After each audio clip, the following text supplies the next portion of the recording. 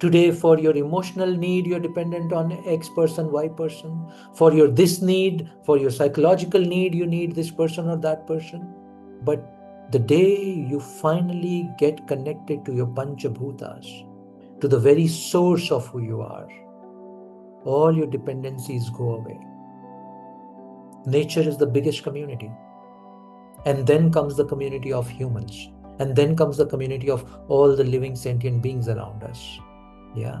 So that's how it is. It's profound, Vandana. Please dive deep into it. And my suggestion will be experience it. And then you'll feel you're not addicted to nature.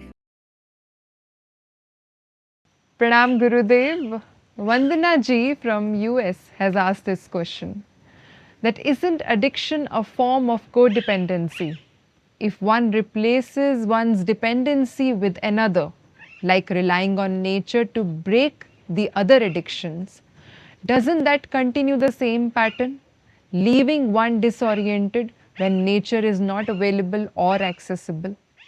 Okay. So, a very logical way of looking at it, a very mental way, that's how mind will think and get confused between addiction and codependence and the rest of it.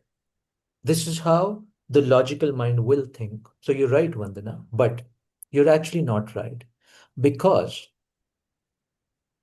nature is not an addiction. When I said nature, nature is your source. You are nature. You are Panch Tattvas. You're not separate from the Panch Tattva, but somewhere in your mind, you've separated yourself out from the Panch Tattvas and from the nature. You've forgotten the building blocks of your own life because we've all gone too much into the mind. This whole body and mind construct that you're carrying, this is all Panchabhutas. Everything in you is made up of the Panchabhutas. The problem of addiction is when you move away from your own source, when you move away from your own reality, when you move away from your own truth, you become weak, you become illusioned, and then you fall for addictions. So when we are talking about nature, it's taking you back to your source, Vandana. It's helping you connect to your own fundamental building blocks. It's not now making you dependent on nature. It's like the breath. You're not addicted to breath, are you? No, you're not addicted to breath. Breath is your very life. You follow what I'm saying? So these panchabhutas, these five elements are your very life. But in your mind, you don't recognize it, you don't realize it, and you're totally disconnected from it in your mind.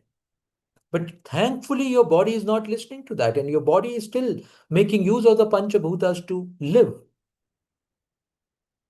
Please follow this. It's not addiction. Addiction is something. What is the definition of addiction? Something that you don't need for your survival, something that gives you temporary joy, something that makes you dependent, something that breaks your backbone, something that weakens your self will, something that makes you slave, something that clouds your intelligence. That's what addiction is all about, right? Nature does not do any of this. That's the vitality, that's the vital force, your own source, your own building blocks, Vandana. We're not getting addicted to nature. We are only realizing that we are nature. It's a realization. And then connecting back to my own source. Now, logical thinking is one thing. Anubhava, which means experience, is another thing. Please go for a couple of days, be in nature. Do a retreat in nature, on the mountains, by the river, in the forest, wherever. Feel what it is. Spend just 5 days, 3 days in nature and feel the essence. It'll make you, it'll recharge you. It'll give you your vitality back. If there are any clouds in the mind, in your intelligence, it'll clear that off. It'll show you the path. very clearly, and it will embrace you, and it will tell you, and it will show you that you are part of me.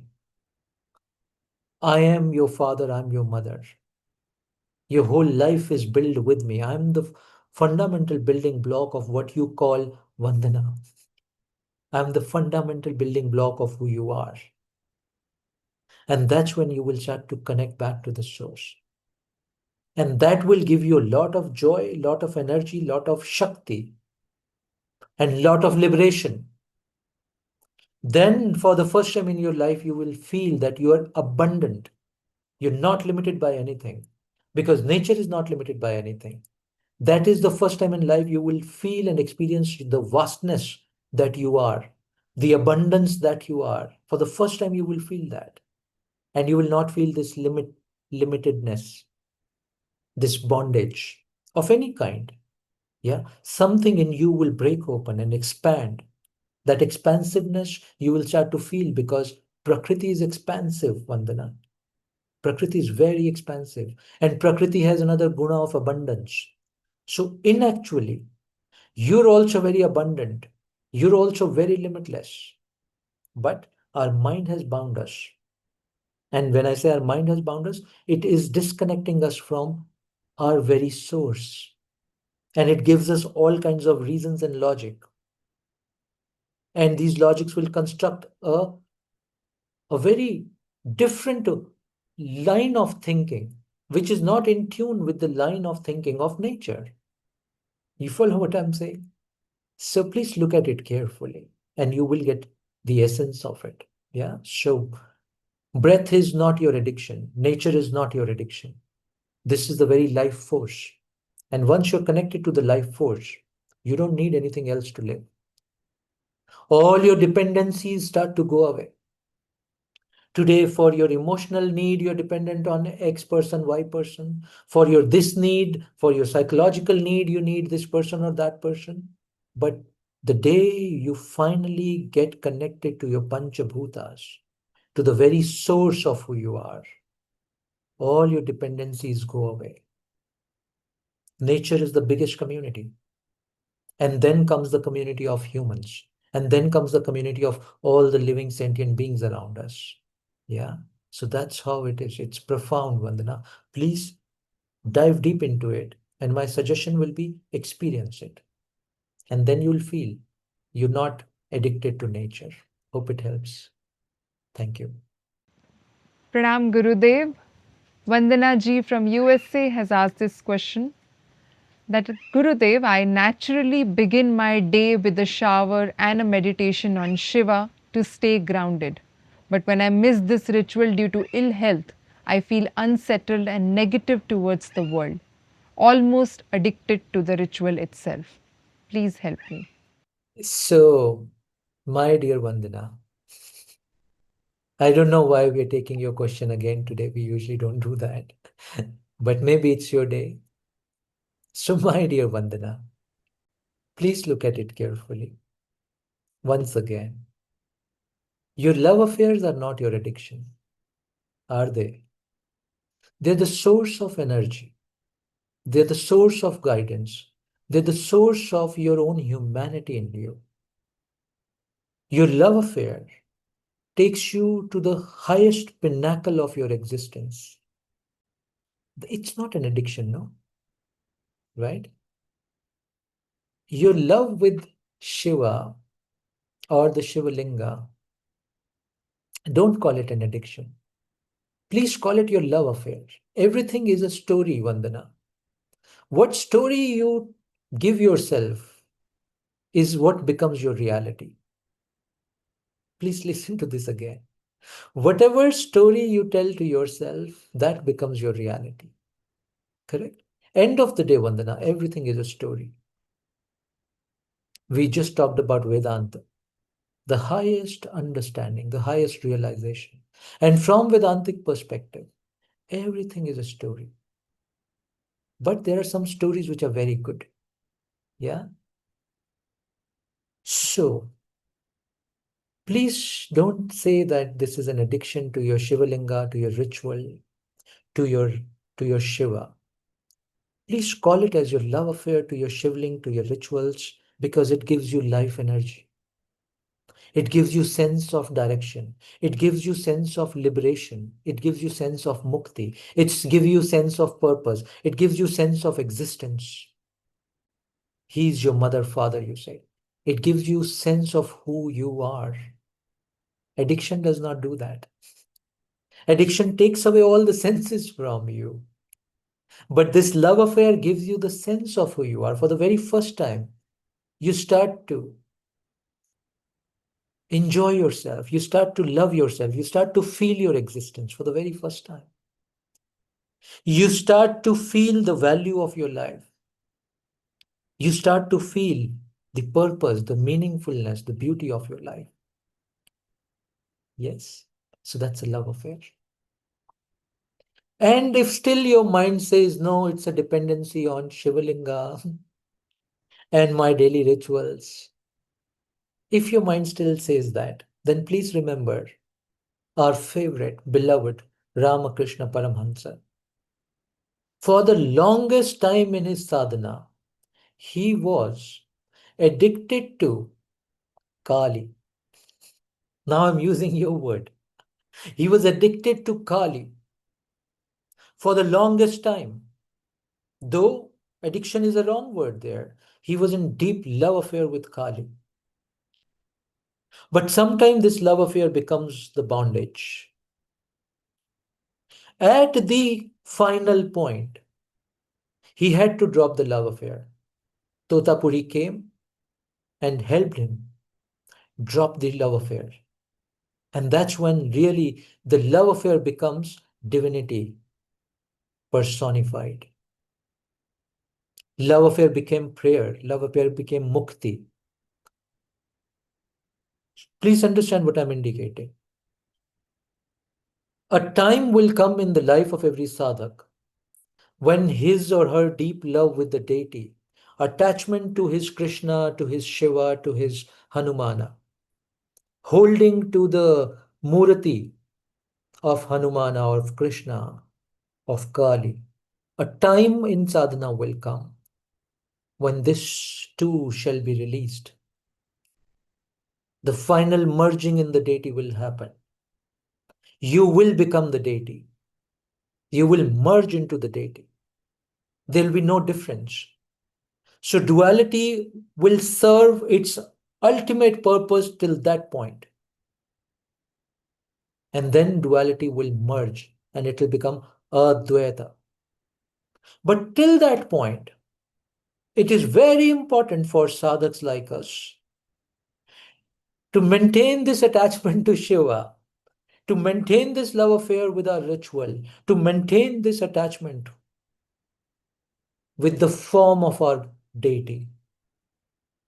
So instead of this attachment, this love affair, going into the world of matter, into the world of changing matter all the time, we are consolidating all of this. We're purifying this and we're putting it on our object of worship, our Shiva, our Krishna, our Rama, object of our worship. So we are accumulating all our energies which are scattered in the world of people, matter, changing experiences. All our attachments to that, we are accumulating, collecting all of that. As the beautiful step in the Patanjali Yoga Sutra says, um, what's the word? Anyway, I just forgot the word. Where you collect all your senses back from the world, right?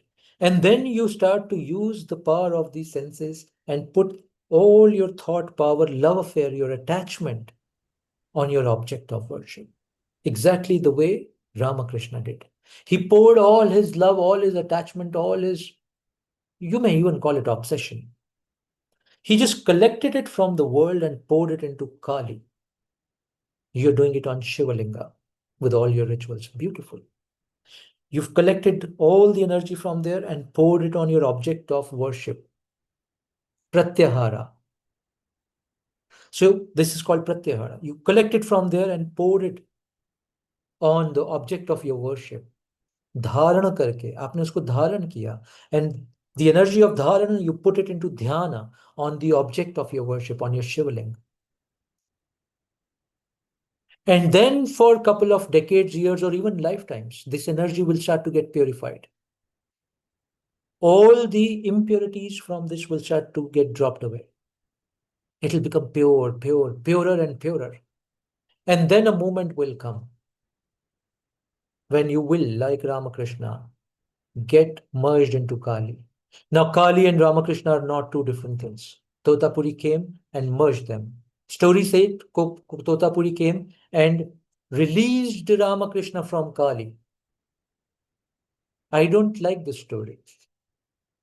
If I'm writing the story, I will say Totapuri came and merged Ramakrishna with Kali. Did not release Ramakrishna from Kali, merged Ramakrishna with Kali. And Advaita, the final Advaita happened. That's the pinnacle. Till the point that time comes, till the time that point comes, please pour all your love, attention, love, energy, obsession on Shiva and the rituals. Purified. With the prayer in your heart that may the time, like in the life of Ramakrishna, comes when a Totapuri will arrive and will merge you into your Shiva. The Shiva Tattva in you and the Shiva Tattva in the Shiva will all merge together. There is no more Vandana anymore. May that happen in this lifetime. May that happen in some lifetime, but may is must happen. Hope it helps, Vandana. Thank you.